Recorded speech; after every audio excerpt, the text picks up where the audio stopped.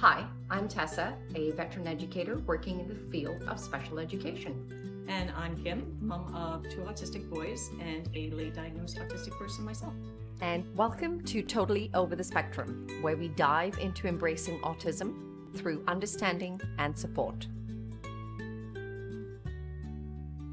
Welcome to episode 61. And it is, we're going to be talking about autism. And I've lost my train of thought. Let's start again. Yeah, imagine that. It's an autistic podcast. We're going to talk about autism. Yeah. Yep. All right. My mind got like flaunt. Okay. All right. Okay, you lead us in because I'm like... No worries. I got it. Okay, hold on. Infantilization and autism. There you go. All right.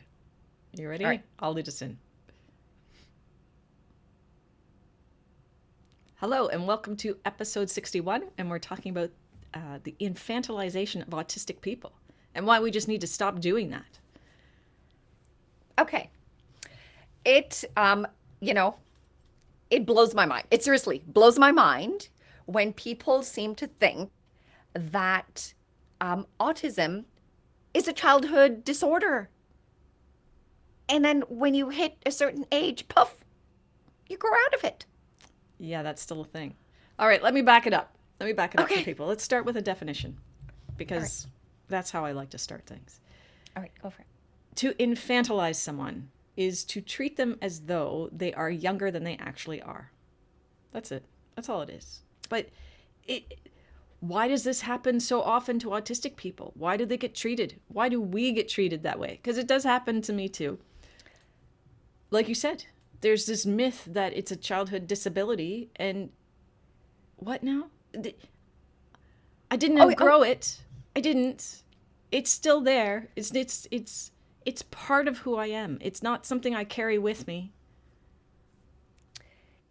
And I think the biggest flaw to this is that people do not have a clear, distinctive idea that between receptive language and expressive language, which we have a podcast about.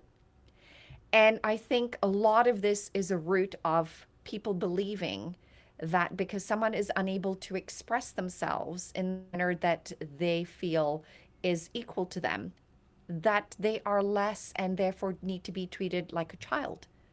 But in so many cases, it's known. It is like the receptive language is really, really high. So their ability to understand is really, really high. It's not the ability to express what's lower. And I think that's where people get caught up and where they animate themselves as if they were talking to a child. And it irritates me. It's true. And for someone who's non-speaking, like my youngest son, Peter, level 3, non-speaking, he's 18. And people treat him like a baby sometimes. And you're right. It absolutely drives me nuts. And it's not just him, though. It's in media. Autistic characters are often children, or they're portrayed as childlike adults. So that's what people get bombarded with. And then you more often hear from like parent-led support groups, and that's of course has a lot of child imagery. And then you have many of the charities that are out there are mostly aimed at supporting autistic children. Like there's this societal bias that only children need support, that adults should be completely independent and self-sufficient. That's not always the case. No. Like everybody needs support at some point. And I think this is where society fails us the most, is because all of the support is given for a child to get to a certain platform. And in Canada, it's up to the age of 21. And then poof, when you hit 21, all of those supports are taken away, right? And that's when most people come crashing down. The anxiety, the depression, everything skyrockets, and they hit an all-time low. And this is a result of this type of belief. Well, it's also that when when kids are little and they need more support, they need support with learning the tools that they need in order to regulate themselves. And then as you get older and you're able to implement those tools and those strategies, they're like, oh, well, you're fine now. You can do it all yourself. Well, I'm not less autistic just because I'm able to support myself better. I still have all of the needs that I've always had. It's just I'm supporting my own needs instead of asking for that support from someone else. Doesn't mean it's Yeah, disappeared just because you're not bothered with it right now. yep, absolutely, because you've acquired those skills to deal with the situation, right? Yes. So before we jump into what infantilization looks like, I just wanted to say a really big thank you to everyone who has subscribed. And if you haven't subscribed, please consider subscribing or following, depending on the platform that you're using. If you haven't done that yet, like it really helps us out, and we're really very appreciative of that. So, and it's completely free to do that. So please and thank you. All right. And we also love the comments. When people reach out to us and ask us to speak about a specific topic, we love it. And we get energized by that. So please bring that on I as just well. love any comments that I love to read them. So what does infantilization look like? It's first, and what most people think is treating a person as though they are not capable. Look how excited I am about this because I'm so worked up. Treating a person as though they are not capable of performing a task that they are actually cognitively able to do. And I used to argue with my mother over this one because she would put on Peter's shoes for him. And I'd be like, hey, what are you doing? Like, don't do that. He can do that himself. And she'd just keep on going and she'd say, oh, well, I know, but I'm just trying to help. Like, you're not actually helping though, are you? No. By doing No, that you're for him not. when he can do that for himself. Like, just because Peter's non-speaking doesn't mean that he doesn't understand. And now at 18, if my mom comes by, oh, he grins and acts helpless because he knows she's going to do everything for him. Yep. So, and this is where you really, really elevate that learned helplessness in people, right? And what really, really makes my blood boil is you're the one setting those limitations on that person. They are not setting those limitations on themselves. How rude. Yes, it is rude. How you talk to someone can be infantilizing, like using baby talk or speaking in a higher pitched voice or speaking slower and louder. Like, I'm not dumb. You don't need to talk to me like that. I didn't even like that as a kid. Like, infantilization can also be speaking for someone who's capable of speaking for themselves. Like, not speaking directly to the person. Yeah. And this is where people need to step back and learn to be patient. Give that person the opportunity to process the information, because we know that the processing and the working memory aspect is, and the core morbidity can be that it is delayed. Doesn't mean it's non-existent. Hello, people. Come on. Yeah, sometimes we're processing more information and more details than a neurotypical person. So there's a delay because there's a lot going on. And I like to be accurate with my response. It's going to take me a minute to get there for you. Relax. Most people expect a response within 2 seconds. 2 seconds. And if they don't get it, then they're going to be like, "Oh, did you not understand the question? Let me rephrase that question for you, or let me ask it again." Chill. Relax. It doesn't need to be that fast. Yeah. I just want to go through this list of Go for it. not speaking directly to the person. So, like an educator asking me about Alex's needs while he's sitting right there. Alex is my oldest. He's very verbal, thank you. And he's level 1. He can speak for himself. You don't need to go through me. Making decisions for the person when they are capable of making their own decisions. Alex doesn't like making decisions. And adults can be very quick to offer options or suggestions instead of letting him puzzle it out. And then there's also just being overprotective. Like, I could drive Alex to school every day, but he takes the bus because he needs to exercise that independence. Like, that's a life skill. He doesn't want to drive, so he's going to be taking the bus. So he needs to learn how to do that. He's capable Yep. of doing that. So yeah, Absolutely. even when it's raining, he'll take the bus. There's going to be a point where I'm not available to do that for him, so he needs to learn how to do that. And infantilization could go even further than that. So if someone discourages another person's attempts to express independence by being dismissive or judgmental or by interfering, like Peter might think it's funny when my mom does it because it's infrequent, but it can actually be really detrimental. And I really wanted to talk about how infantilization can be dangerous. Okay, let's do this. Because my mind is going like, oh my God, by doing this, there's preventing growth in this, and this area. And it's like, it's the Doug theory, as I like to call it, from the movie Up. Hi, my name is Doug. Oh, squirrel. Oh, that's me. Okay, right now. Go for it. And you're right, because by doing this, they're undermining everything that you do every day.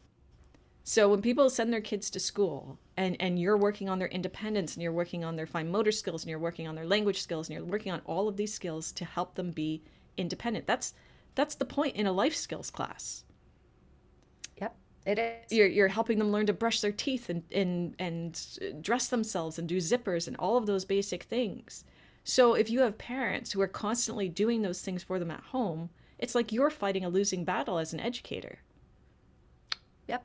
It's everything that we have written out on the board together at the end of the day gets erased.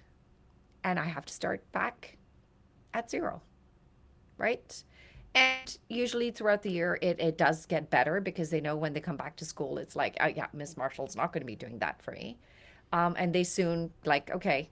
And they know, right? This is where you really see that cognitive strength come in is they know whose buttons they can push and whose buttons they can't and when they can get it.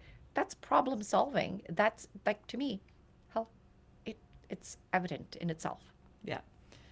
Undereducating someone can lead them to seek information elsewhere or to believe information given to them by inaccurate sources. So we're talking level 1. If you are treating someone who's level 1 like they're an infant, like they're a child, like they can't understand, as they get older, they're going to look for information and they're not getting it at home.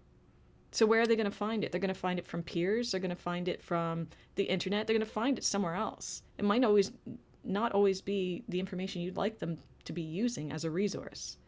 Yep. I agree with you. So having that open communication, having that dialogue on their level is going to be key. Like, I get it. Alex needed a tremendous amount of support when he was young.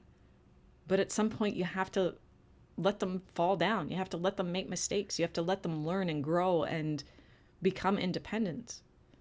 Like, you can't let that, you can't bubble wrap them.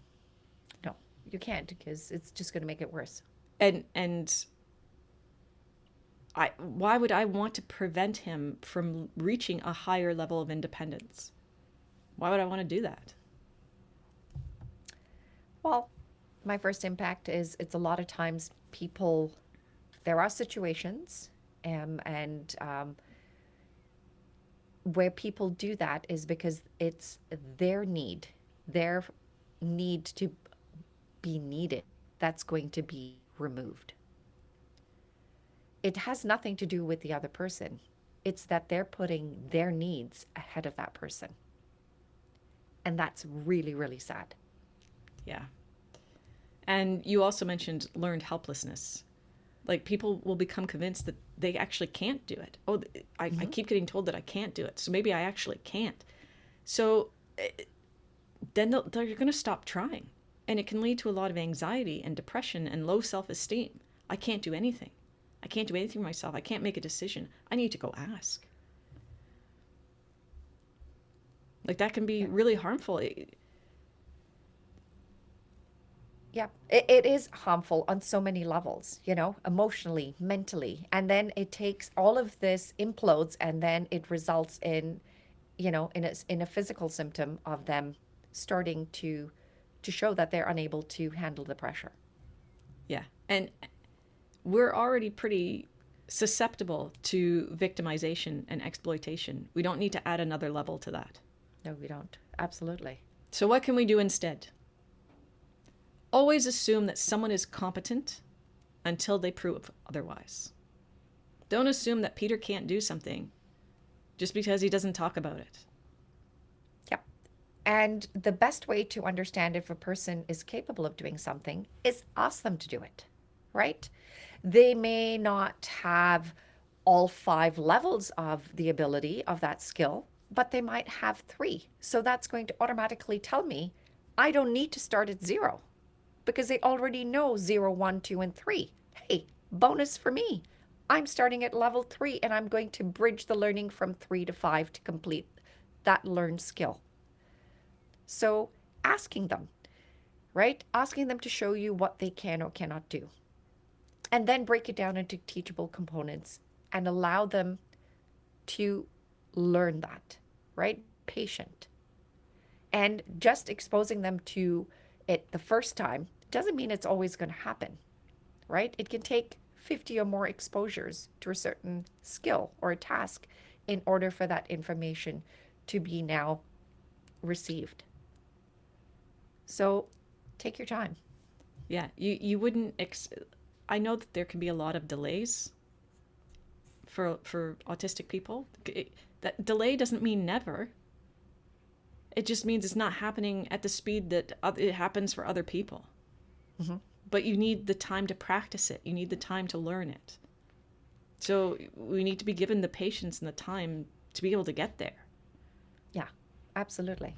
Like I never spoke to my kids in that way. Like I always spoke to my kids like I would speak to anyone. And that's because I absolutely despised being spoken down to. And that's what it sounded like to me. It's like do you think I'm stupid? Why are you talking to me that way? And that's when I was very little. I can remember I must have been about 5 and I was in the principal's office. I don't know why I was there. But my mother was there too. And the principal was talking to her and occasionally asking me questions. We were just sitting around the desk. And I'm sure that he was asking me the questions in a way that was very appropriate for a 5-year-old. But I didn't understand it because I'd never been spoken to that way. I'm the youngest of 4. So everybody was older than me. I was used to people talking older. So I was confused and I was irritated. And he said, you know those big fat red pencils? No, you didn't grow up here. But it had these big fat red pencils in kindergarten class many years ago. And so he had a bunch of these pencils lined out on the desk and he said to me, "Can you count the pencils for me?" I said, "What's wrong with this man?" Like, that's in my head. I'm like, what's wrong with him? And I looked at him and I said, "Why can't you count?" Like, I didn't know what was going on. My mother was mortified that I had spoken to the principal that way. He laughed. He thought it was funny. But it was a serious question for me. I wasn't trying to be rude. I'm like, why would this grown man want me to count pencils? Like, what's wrong with him? Yeah, like this is unrelated task with the conversation that we're having. Like, what's going on here? Yeah, I get it. Right? So I've learned to be a little less blunt, mostly. I really think it's a parent's job to help their kids become as independent as possible. Like, that's your job as a parent, isn't it? Like, that's the goal.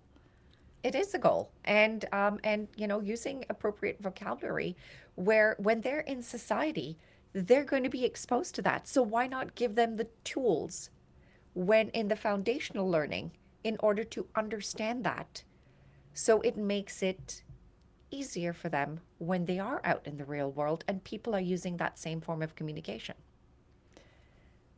A lot of us we subconsciously imitate other people, right? I don't mean to pick up on someone's accent, but I do.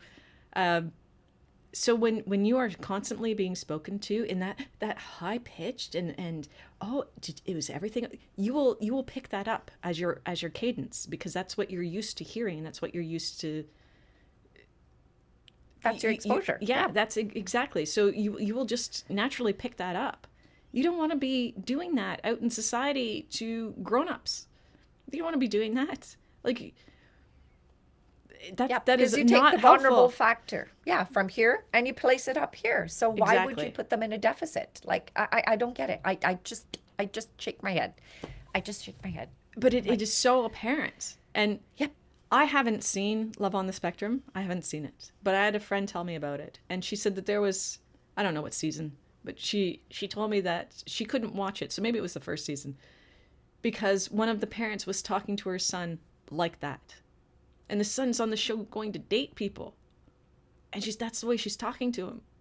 I thought, I'm never going to watch this show. I don't think I Okay. can. Okay. No, I don't think I can either. No, I and I've never probably seen it should, either. just for the sake of saying I've seen it. But Oh, that what sounds torturous. it does sound torturous. Yeah. Um, Yeah, yeah. I think you need to understand your kids' strengths and their areas of need. That's the starting point. So encouraging decision making, like when they're little, you can offer errorless choice, right? Like, hey, do you want waffles or do you want pancakes for breakfast? It's okay if it takes 5 minutes to determine which one you want. That's okay. No one is going to starve to death in 5 minutes.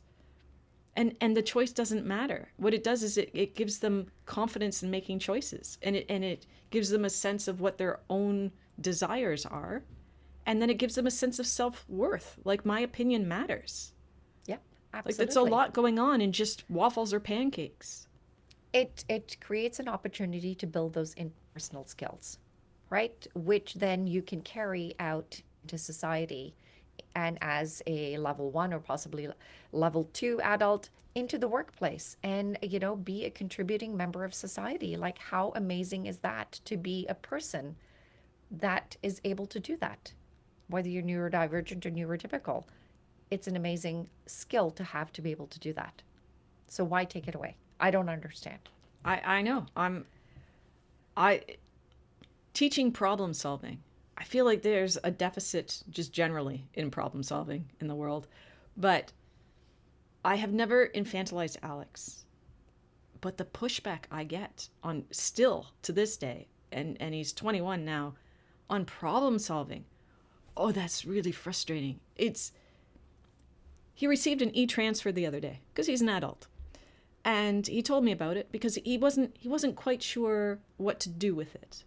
So that's a pretty big deal that he came to me and said, hey, I have a thing and I don't know how to do it, because what would usually happen is, gee, I'm not sure what to do. That's an obstacle. I'm going to stop. And then inertia is going to set in and I'm going to do nothing. And it's just going to sit there in my email forever and ever. Amen. We actually have a podcast on inertia, autistic inertia. So I will put that link at the end. So I said to him, what do you think you should do? Let's start there. Let's start with that question. Let's get the wheels turning. And he knew that he should deposit it into an account, but he wasn't sure which account. So I had to prompt him with questions like, I made him Google the difference between the two accounts. Like, Google it. Yes, Figure it seek out. the information out. That's right. You're I could learning. tell him, but he's not going to remember it if I tell him. So Google it. And then it explained the how and why of each thing. So then he decided which account it should go into. And then he had to read the steps to figure out how to actually make that happen. I could have just told him what to do to save me 30 minutes of my life, but he wouldn't have learned anything. And Yep. and I know that that was torturous for him because he didn't want to do it. Like, he looked at me and he said, very deadpan. Let's see if I can imitate Alex here. He's like, Okay. I don't money. That was pretty good, actually. He says, I don't money. I said, I know. I know you don't like finances. It makes your brain want to shut down. I understand.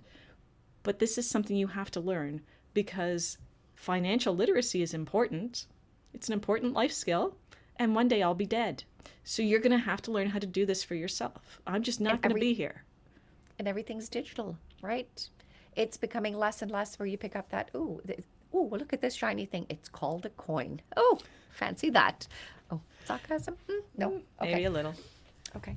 Yes. So I know it's a lot of work. It would have been really easy to just give the information because I have it. But you're not learning anything. You took that opportunity to make it a teachable moment, right? And you connected it to so many aspects of learning that those 30 minutes have now gone from this tiny little bud to this absolutely beautiful blooming flower of a situation where it's going to serve him for the rest of his life. How incredible is that? Why wouldn't parents want to do that? Why wouldn't educators want to do that? I don't know. I'm quite discombobulated by that. I think I can't speak for educators, but I can speak for parents. You're exhausted. Like, every moment could be a teachable moment. So my suggestion would be pick and choose. I thought this was a very important teachable moment. Financial literacy, especially because I know that that's difficult for him, I would choose that as a teachable moment. If I say to him, what would you like for dinner? And he goes, food. Sometimes that lands and sometimes it does not land with me, depending on my exhaustion level at that point of the day. So a teachable moment might not be when I'm exhausted and I'm not interested in a flippant remark. Absolutely. You got to pick your battles for sure. So there you go. Especially in your situation. Yeah. So Yeah. this was a very interesting topic that we came upon. And in all honesty, I didn't know which avenue that we were going to present this with, but I'm glad that we went down this path. And if other people have ideas and suggestions or circumstances in which they were put into, we'd love to hear from you. Yeah. So thank you, everyone, for making it to the end. We appreciate that. Until the next time, have a great day. And we'll see you then. Thanks for tuning in. If you know someone who might find this episode helpful, feel free to share. Also, check out our website and socials linked in the description.